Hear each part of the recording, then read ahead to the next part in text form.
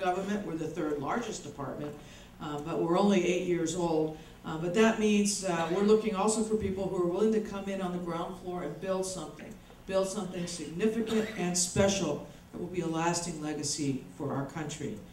Because at our department, we believe that we're at just the beginning of the protection of the cyber arena, that we don't even yet know what we don't know, and that we have to move the institutions of government in such a fashion that we can, as I said before, minimize the risk, maximize the potential, and do it protecting our fundamental values, and do it in the face of an almost daily threat environment, almost hourly threat environment that is always changing.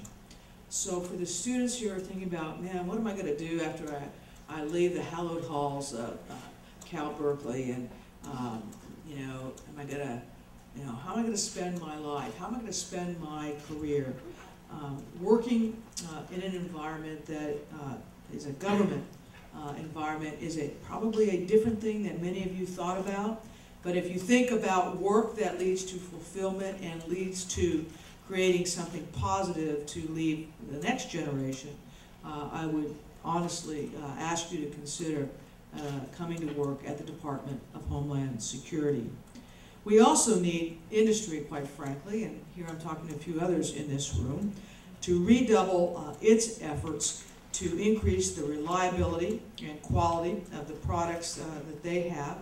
And we need colleges and universities to make cybersecurity a multidisciplinary pursuit so that we can get policymakers who understand technology and also technologists who understand policy making. Let me say that again. I'm just going to pause here for just a moment. On the public policy side, we kind of know what we don't know, and we know we need technology-savvy people in the government. Well, that's why we're out here saying, come think about joining us. Come join us. Come work with us. I have not seen a similar understanding on the flip side of that, which is to say technologists understanding how policy is actually made, how change actually occurs, how new ideas actually move from idea to implementation.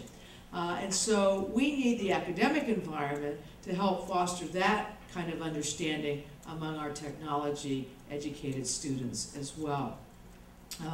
So there are lots of challenges out there, but most importantly, we need the general public to be our partner, your partner, my partner, practicing good cyber behavior and helping us help them by making sure that they themselves are not disclosing information unnecessarily. They themselves know how to protect themselves on the internet. And those kinds of public education campaigns are also part of our challenge. So let me close with this. This is an area where we have our greatest challenges. This is our area where we have our greatest need. This is our area where the most is going to be happening, not just within the United States, but with our international partners over the next weeks, months, and years. This is an area that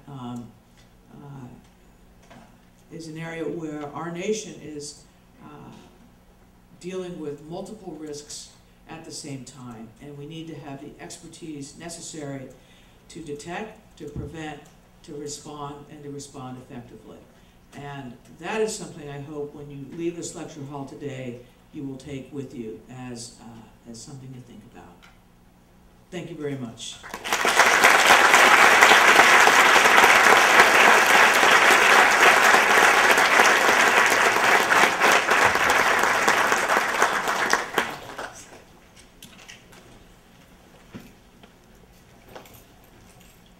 And now the question part of the program.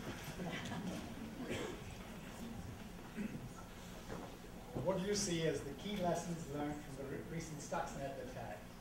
And what can be done to ensure the secure and safe operation of industrial control systems and prevent similar incidents from happening in the future? Yeah, well, Stuxnet was a challenging illustration of some of the concepts I laid out because it was aimed at controls and control systems. And when I talk about protection of critical infrastructure, part and parcel of that is protecting their control systems from attack and manipulation. I think that some of the systems we're deploying now ultimately, over time, will be very helpful on the detection and prevention aspect of this. But the key thing we learned from Stuxnet was the need for rapid response across the private sector. And there, we need to increase the rapidity of response because in that area, as in several other recent attacks, we've seen very, very sophisticated, very novel ways of attacking. And when you're getting at control systems, now you're really talking taking things over. So this is an area of key concern for us.